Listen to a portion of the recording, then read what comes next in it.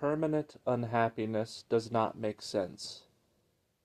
We are told that we live in a world of duality, where good and evil are balanced. But if that is true, why does the pestilence of my perdition seem to be at a permanence where the erasure thereof is impossible for me? It's quite confusing, the conundrum of my unhappiness. It doesn't make sense to be unhappy unless there is a reason, i.e., a first-hand causality that is afflicting you directly. However, for myself, I am completely exempt from the matrix, insofar as I don't work a 9-to-5 slave job, nor do I have friends, nor do I have a relationship partner that could potentially make me suffer. See, most people, they give a claim to unhappiness because of this or that reason that usually pertains to the aforementioned. But for me, I don't say that I'm unhappy because I lack those things. In fact, if I possess those things, I think I would be all the more unhappy because of it, as my history with social interactions has always left me with infidelity and a stab in the back from whom I believe to be a trustworthy friend. So, I do not bemoan my lot in life insofar as my nomad, isolationist state. However, most people, if they say they are unhappy and you ask them why, they will give you reasons from A to Z as to why they are unhappy.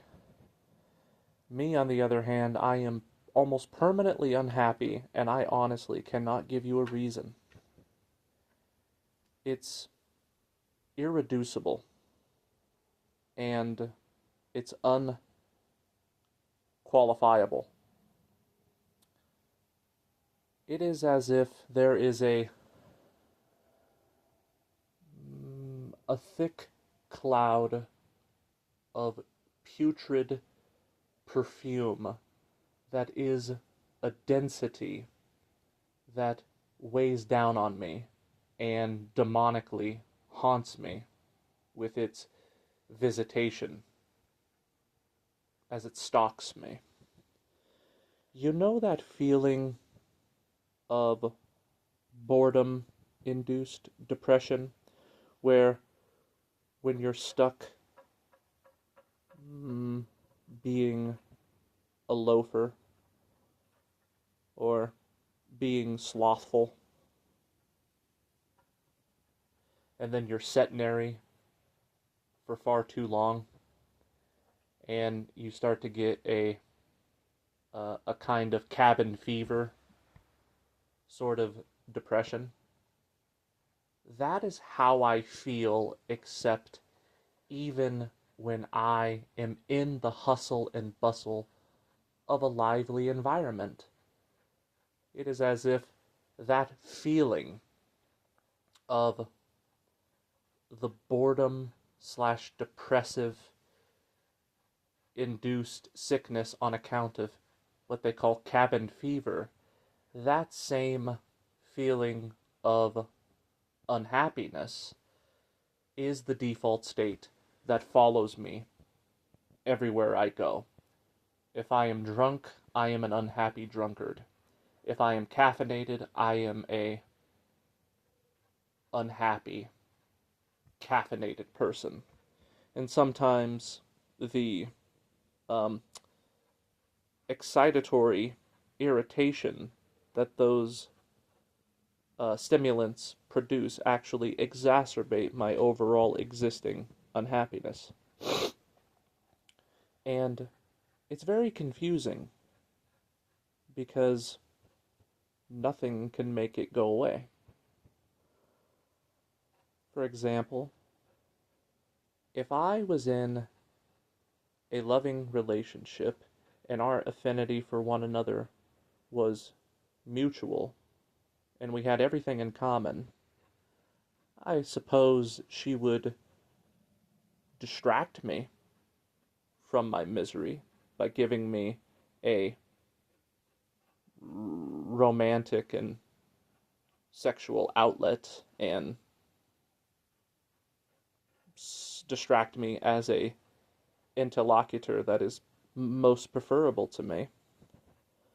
But with that being said, I know that I would be unhappy still. And then perhaps she would be stricken with hurtfulness because of it. She would be like, well, if you truly loved me, then I should be able to make you happy. And my response to that is, I might enjoy your company. We might have a good sex life, but overall, I am unhappy. Don't take it personal. It has nothing to do with you. It's just the curse of being alive for me. Where as long as I am alive, so it seems, unhappiness will be the dagger in my flesh.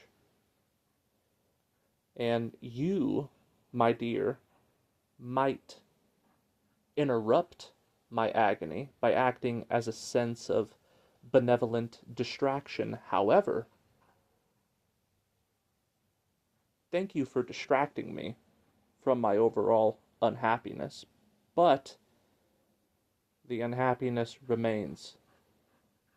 It's like you could put a paper towel over diarrhea on the floor, but the liquid of the diarrhea is just going to soak through the paper towel and it's still there, and it offered some relief by at least covering it up, maybe minimizing the stench a little bit, but unless you completely remove the diarrhea, it's still there. And that's a weird fucking analogy, I apologize, but that's pretty much how I would describe my emotional state. So if you, my friend, offer being that paper towel, then I thank you, because you've minimized the pain, but you did not get rid of it. So that's how I feel.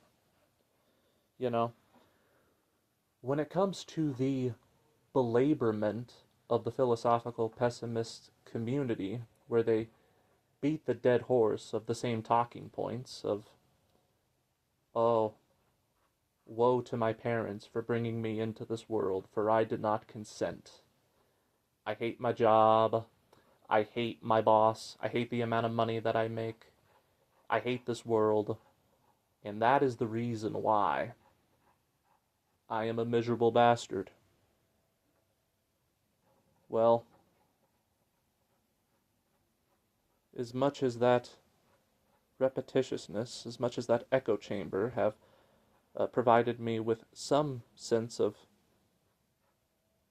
community, some sense of belonging, I must say that it is quite redundant to me, because I am exempt from most of those things, and yet I'm still miserable.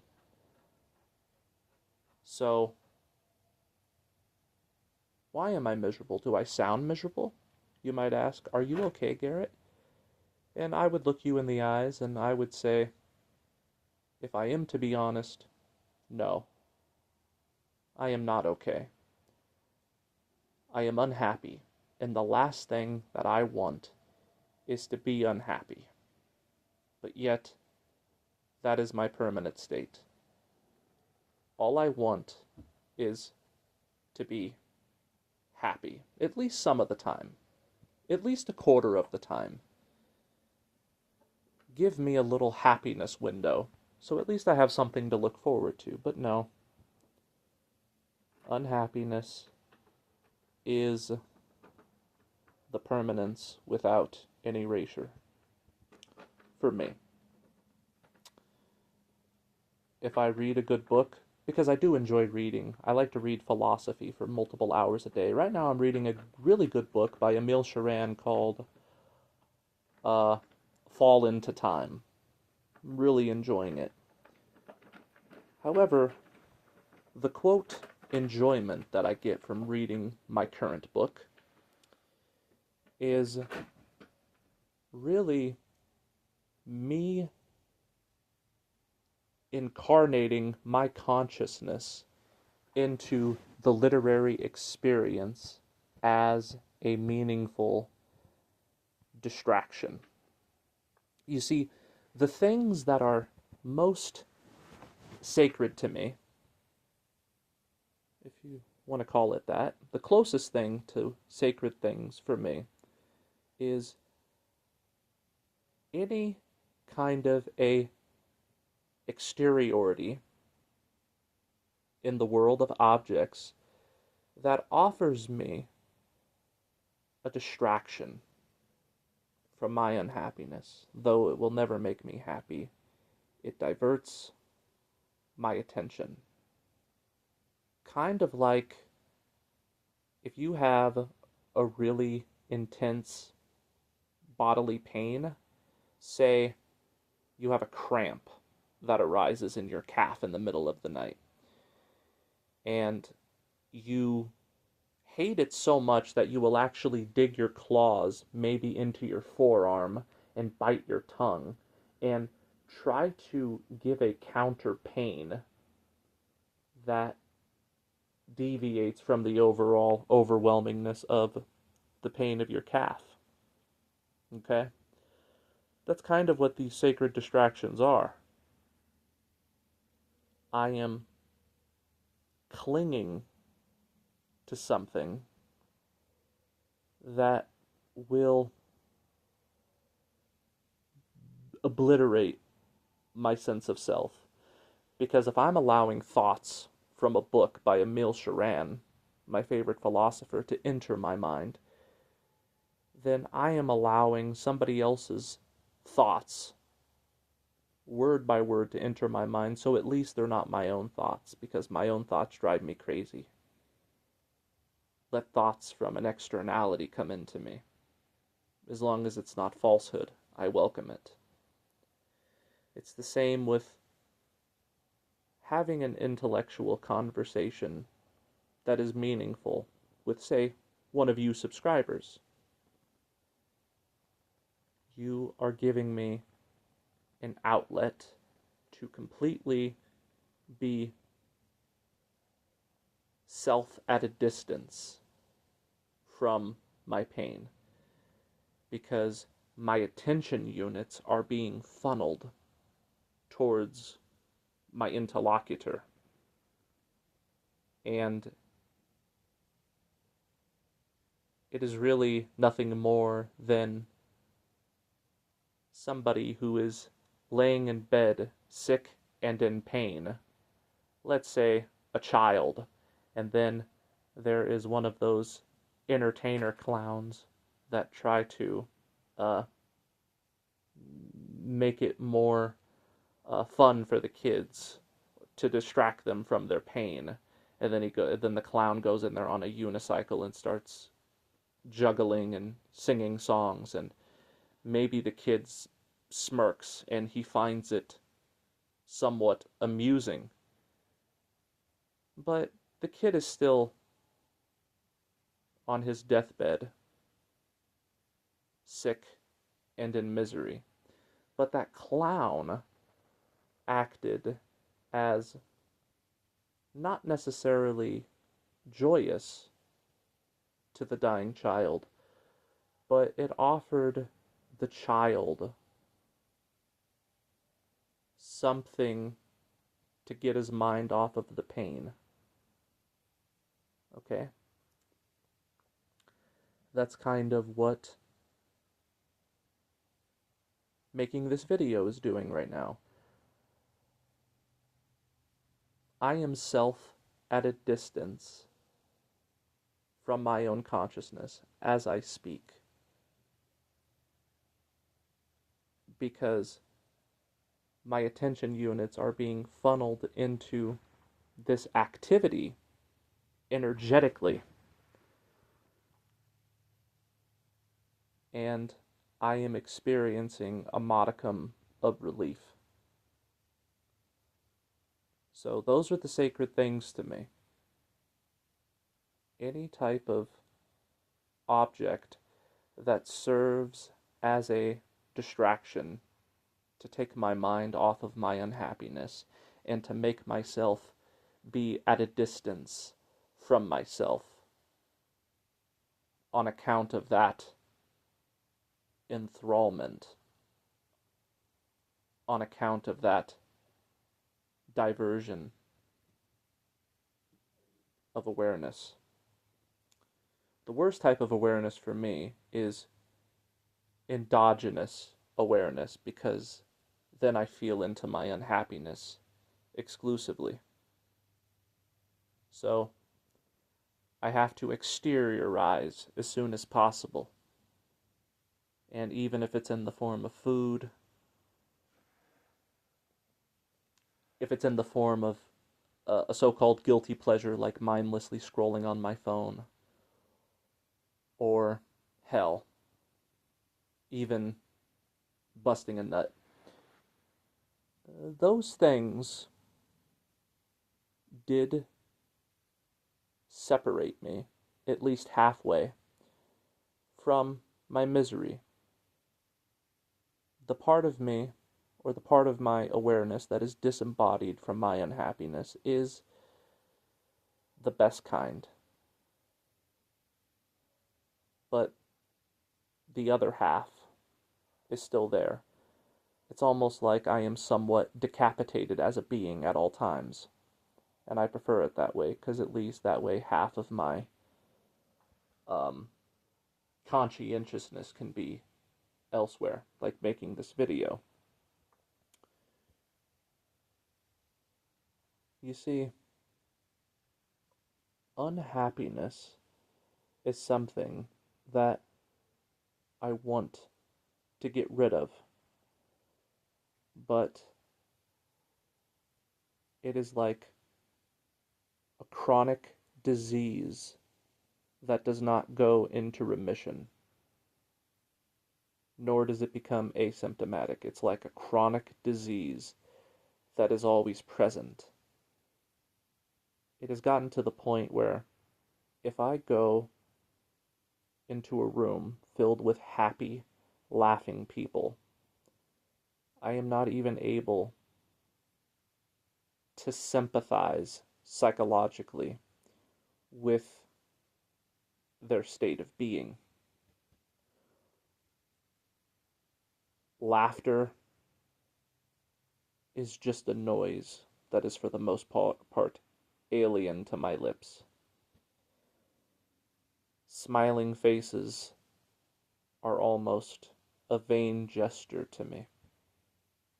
Although the last thing I would ever do is envy people for their happiness and wish for them to stoop down to my pathetic level, because I'll tell you something, I wouldn't wish unhappiness upon anybody, even one who I utterly disliked, who I thought was the biggest jackass known to mankind. May all beings be happy. That is my motto.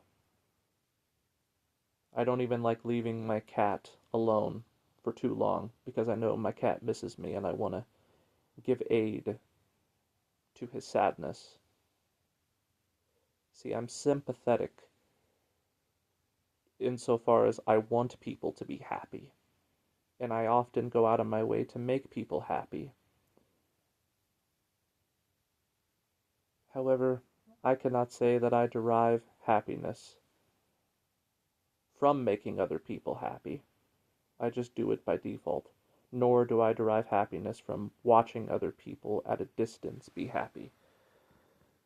But it's the damnedest thing. You know, you go into a Starbucks, as I do, and you see people sitting across from each other, and they're laughing and they're having a good time. And it almost seems like a hyperbole to me. It almost seems like some kind of a frenzy of melodramatization. But yet they are just content in the present moment, while I feel unhappy. Where did my happiness go? Is it because I read too much Schopenhauer, the philosophical pessimist? Is it because I gone down too many conspiracy theory rabbit holes and now I feel that I see the world for the mind control slash enslavement reality that it really is? Who's to blame for my unhappiness? To be honest with you, it's gotten to the point where I believe that even if the world changed for the better and some kind of a miracle happened where humanity collectively just began to wake up and become more conscientious, and there was no more debt slavery, there was no more mind control. We lived in a world, for the most part, that was theoretically normative. We live in a world now, hypothetically, that is not utopic, but it is decent.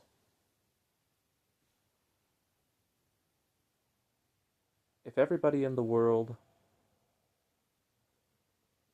had their happiness level, therefore, go up exponentially, then perhaps I would be the only one on the face of the earth that still remained unhappy.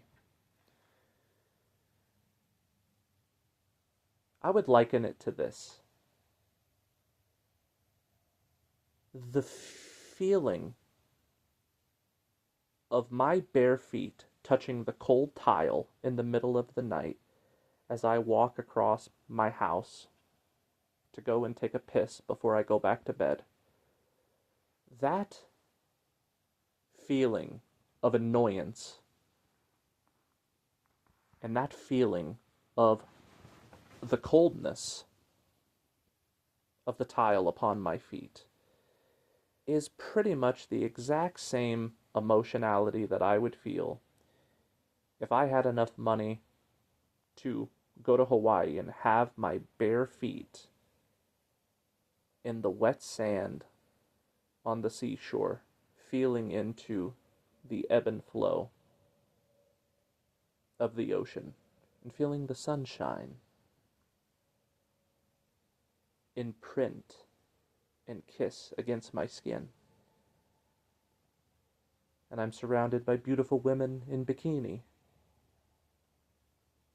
There is a seductress in lingerie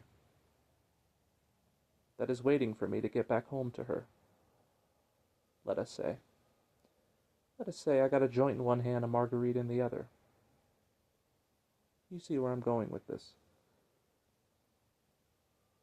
The same annoyance and darkness that I felt getting out of bed to go and take a piss before going back to sleep is precisely the same emotion that I take with me anywhere I go, regardless of the circumstance. Because I am convinced that matter and the flesh and my own sense of self is not the problem. Or at least they're secondary. The primary problem is the fact that I am a conscious agent who exists as a sentient being. And you would think that would be every legitimation to celebrate. You're alive! Woo-hoo! Go out there and have fun. Because there is a lot of awesome things to do. And even if I do those, quote, fun activities, and be a hedonist, and repent on Sunday the next day, and go pray to God and ask for forgiveness, and have deep religious experiences and tears roll down my face. Oh no. I might be doing a fun activity, but I'm not having fun. It might look like that from the outside, but I feel no fun. And that so-called awesome thing, I would love for it to be awesome, but even though I might recognize it as theoretically awesome, it doesn't feel awesome. See, that's the thing, right? There is no fun. There is no awesomeness, because that requires an emotion that has the possibility to arise that's anything but unhappiness. But when you're a miserable bastard and you're just permanently unhappy and it's unqualifiable, it is non-circumstantial. Okay? You could blow me, and I'm just a depressive receiving a blowjob. Thanks for the orgasm. It was distracting. Thank you for exteriorizing me from my unhappiness by giving me that stimuli that was certainly not disagreeable. And that's as far as I'm willing to take it. Okay? You can put your finger in my ass. And maybe I like it. Maybe I don't. But whether I like it or I don't, I'm just an unhappy person getting a finger up his ass. Okay? Now, I'm on a good one with really weird analogies. I'm just trying to describe how it feels to be me. This is not a cry for help, nor do I want you to feel sorry for me. I'm sure many of you can relate. The question is, why am I unhappy when I don't want to be? For literally no reason at all. And the question, why am I unhappy, stops at the mouth.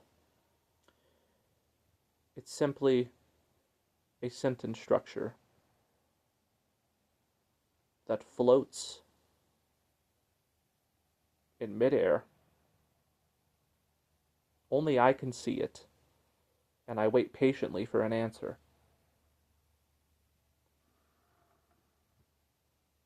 Why have you forsaken me, God?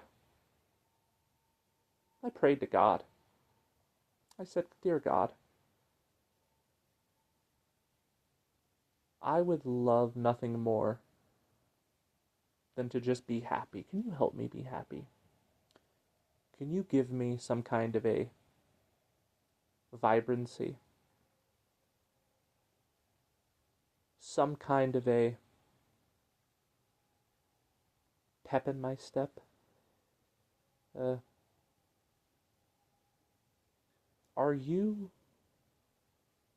you made me hard-hearted?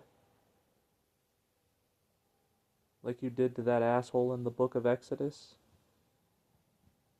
Did you make my heart hard? Please decalcify it, Lord. Let my heart be exposed. Let me make myself vulnerable. Let me receive your love. And I will extend to you with an act of my will, my love. Wouldn't that just be the gayest thing? creator and creature having a heart to heart. But you know what I get when I've endeavored to do such? Nothing. Sometimes I try to force myself to cry because I feel like maybe I'm just emotionally constipated, you know? Maybe I just need to have a strong outpouring to expel the disgustingness and just purge the poison out of my pores. Just get it out of me. But this kind of unhappiness is so stubborn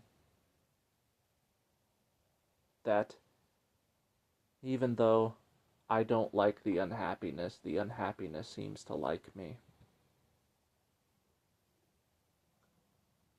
And it's so dense that it's like a blockage for anything that might be otherwise than unhappiness. It's impossible for it to escape.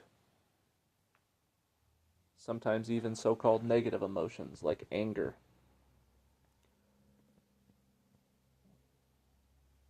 Sometimes it can be exciting, whether we like to admit it or not, to be a little bit pissed off. Maybe being pissed off makes us feel alive. Maybe being lustful or desirous in general makes us feel alive, even though it's so-called sinful or unwholesome. But to be desirous takes a will to life. And my unhappiness gives no allowance. So I can't desire anything, even if I want to.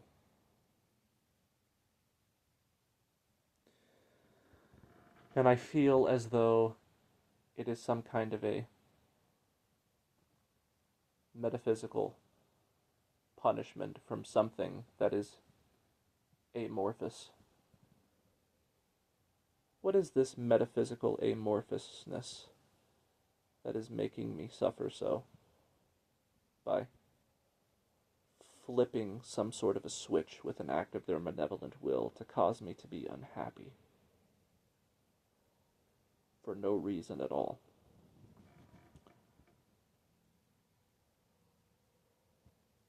People say, give me love, give me money, give me power. I want nothing. Because it would just exacerbate my unhappiness when I receive those things and I'm still just as unhappy. True unhappiness just likes to sulk in its own misery, but not for attention seeking. It likes to do so in private. It likes to put on a pretend happy face. Because as far as my friends and family, if you want to call them that, are concerned, I'm just a thoroughly alright and decent fellow. Yeah, I know Garrett. Yeah, he's quite alright. He's a real keen chap, that gentleman. Well, that was mighty white of you to say so.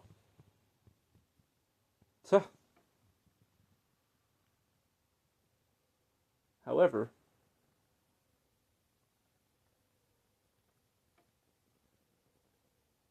it's a facade. It's all lie. The truth of the matter is,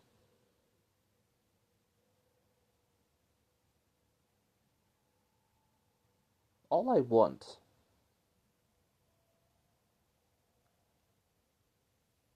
is to feel happy. But there was almost a communication lag there, wasn't there? There was almost an apprehension which is why I paused.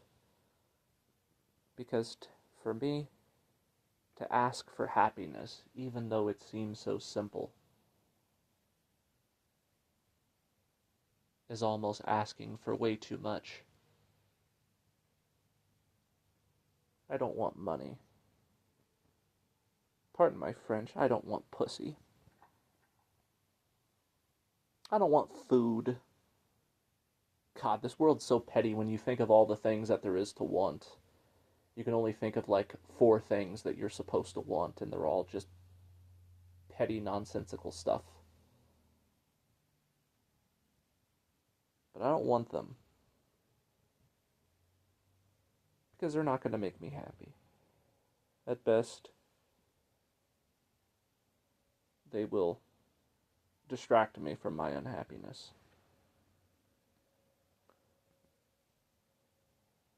Here's the $1,000,000 question. Why is Garrett permanently unhappy, regardless of circumstances? Garrett has a family that loves him. Garrett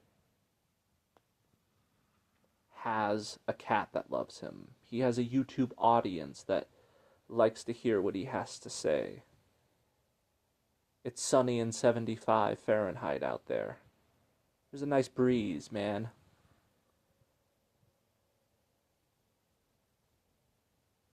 I got some money in my pocket. I'm gonna go buy a soda pop.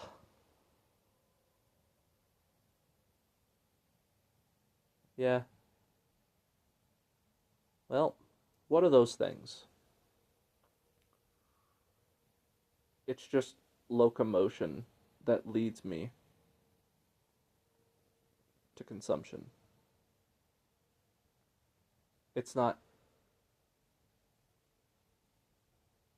I'm happy and I'm enthusiastic to go forward to my destination point and have some fun by going towards that awesome thing. No. You know what it is? It's, well, as much as I would like to sit here all day, my body demands that I move around, so I am going to perform an activity of locomotion towards that piece of consumption over there. And I'm going to ingest that into my anus. And it might feel good for a second. Hey, thanks for the distraction, babe.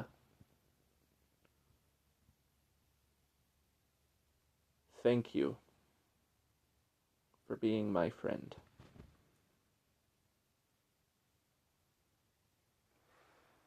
Kitty. Get off of me, please. Thank you.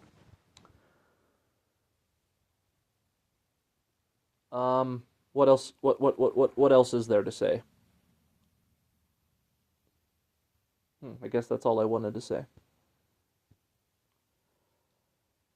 I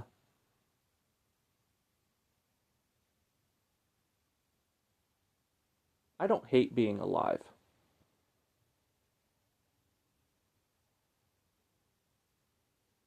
Because hatred is an emotion that's apparently too good for me. That's why I am that's why I am estranged from it. Hatred, get off of me. Hatred is ashamed of me, and it has therefore estranged itself from me, because even hatred is too good to be seen with me, because it's too high of an emotional experience. Because hatred is intense, man. It's exhilarating. It makes you feel alive. It's like a drug. Hell. The best kind of anger is the kind that turns into rage that eventually leads to hatred. Because I used to feel that, man. And even though we claim that it's suffrage, well, I tell you what, hatred is an emotion that I long to return to.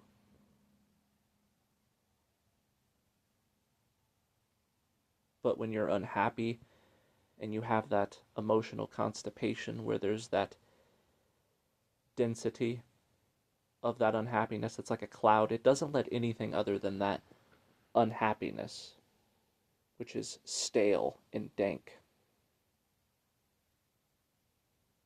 and almost static, almost resembling a vibration of something that is dead, yet parasitically infecting and attaching itself to a body that is still very much alive. That is why I can't even feel hatred as much as I would like to, so I can't say that I hate my life.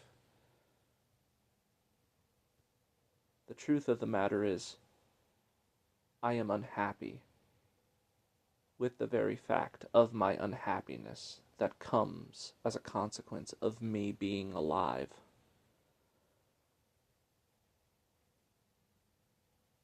So much so, I may sound ungrateful.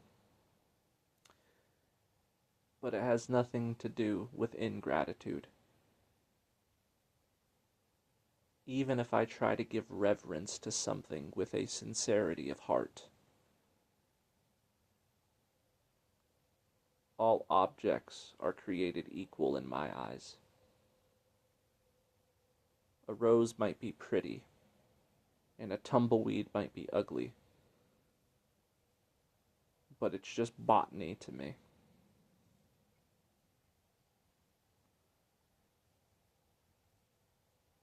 Stacy, or Stephanie, or Valerie, it's all just womanhood proper to me. It's just locomotion at rest spent and consumption. Your laughter, your smiles, it's just another form of locomotion.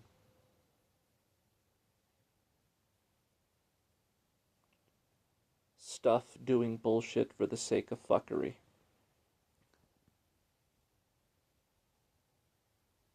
Things just moving around without rhyme or reason involuntarily because it's not possible to be at a standstill for too long. You start going from point A to point B not even because you want to, but because it's almost involuntary. I ask myself when I see all these cars driving around and all these people running about, I ask myself, who are they?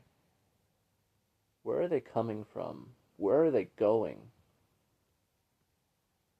And the answer to that question is they are nobody and they are going nowhere.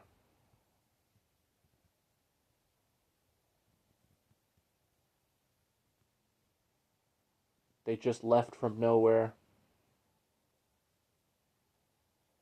and now they're going to return to another nowhere. And they are nobody. But that's just me being a cynical prick. That's all subjective, man, because to them, they are somebody. And they are happy. Or maybe they're unhappy, but at least their happiness and unhappiness has a certain cause. And they consider themselves to be very real. And they just indeed are coming back from the store, and now they are indeed going to grandma's house. They are coming back from someplace, and they're going to someplace. But to me, when it comes to persons, places, and things, it is just personless, it is placeless. It is thingless. When you're truly depressed, everything is just an ostensible semblance.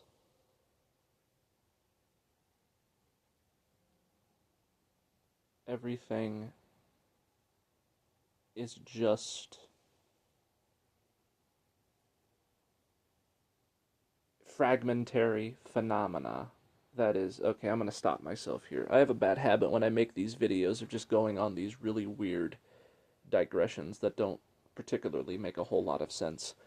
Um, yeah, you could call it that. Just fragmentary phenomena. That is an ostensible assumption. But you only feel that way because you are the depressive, and that is your outlook. So the world seems unreal to you, but it is very real to the outsiders. It is very real to the earthlings who inhabit the crust of this plane.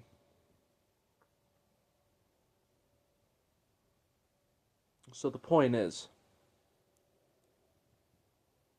I am unhappy, and there's nothing you can do to help me, nor is there anything I can do to help myself.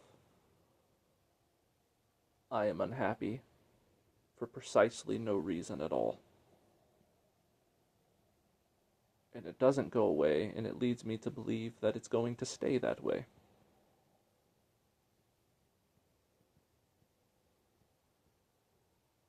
Anhedonia is a prolapse rectum in my brain.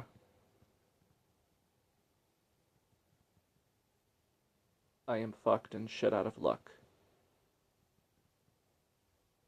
Hell, even if God hadn't forsaken me. And God spoke to me, and he said, I love you, Garrett. Well, I got just what I asked for. But I would say, I love you, God, right back, and perhaps I wouldn't even feel a thing, no matter how much I might want to. Nobody wants to feel this way. So why do we?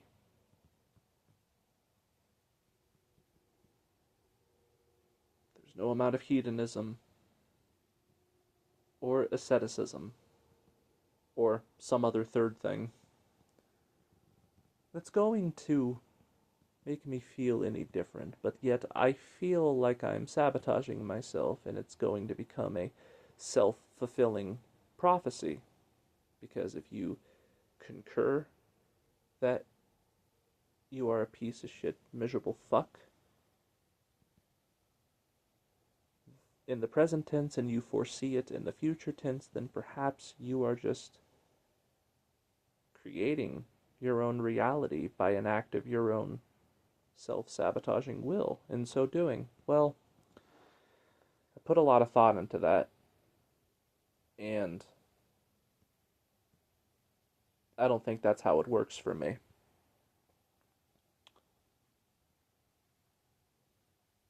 Because in the past, I would say over and over and over on my knees, begging God, please let me be happy, please let me be happy. I would try to brainwash myself, I am happy, I am happy, I am happy. Going from bottle, going to burger, going to roller coaster, going to dancing with stray dogs in the street, going to hiking a tall mountain, staring directly at the sun, walking bare feet upon the earth. Let me be happy, let me be happy, let me be happy. But still and yet, I felt dead inside.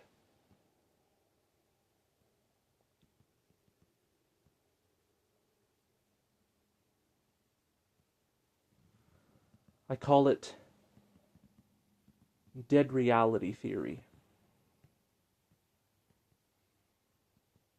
Because when you feel dead inside, the whole reality becomes dead to you. And the authentic happiness that may surround you that comes from the other seems as though it is sarcastic.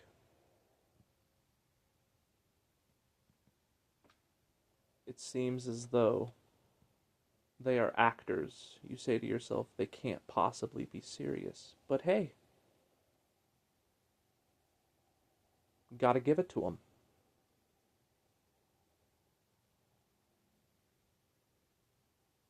I know it's hard to believe, but they are authentically happy, and you are not.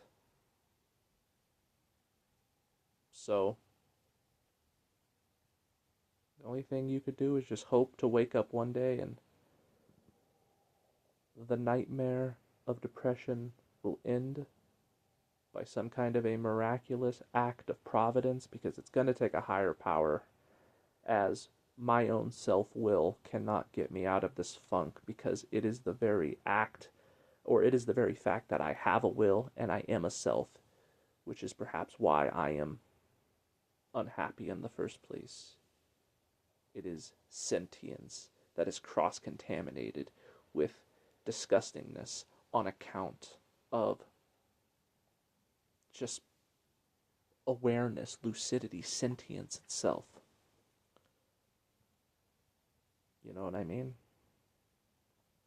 So an act of my, quote, self-will isn't going to help, because myself wants to be in a happy state, and I want it to be brought about by an act of my will. But my will is too fucking weak, apparently. And myself is too fucking weak. It is as if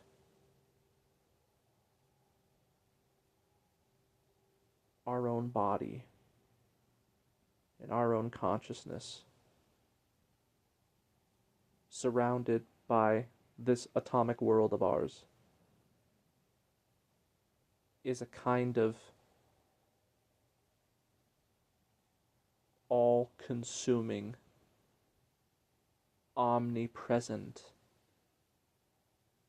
suffering inducement. But we say, but the trees outside and the birds singing, it all seems so innocuous. The sky is blue. Her pussy is wet. The wine is overflowing. The rivers are running wild. And there's plenty of salmon to fish. What are you talking about? It's all, if anything, beautiful. Or at least innocuous. It's all quite normative. It's all quite for the better. How can you say that this right here is a omnipresent suffering inducement on account of it being the atomic world?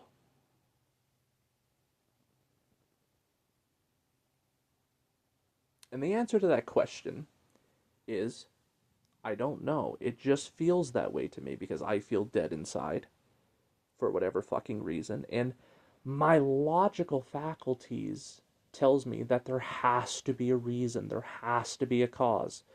But I look around and I just see nothing but people who love me in a world that is happy to smile and give me transactional expenditures of commerce and people walking their dogs. They look like the characterization of white people in the TV show The Boondocks, where Uncle Ruckus says, "Now look at those white people over there." And then they have those those big retarded caricature looking stupid fucking smiles, and they're walking their dogs and they're drinking their coffee and they're just being just as white as they possibly can in a cartoonish, comical, happy-go-lucky sort of way. And I see that. And I think to myself, what are they doing that I am unaware of? Are they healthy? Are they well hydrated? Are they taking all of their vitamins? Do they have a good sex life? Because I could do all of those things, and I've had all of those things, and the unhappiness remained. So you get where I'm going with this, right? I don't want to belabor that issue. You get it by now, but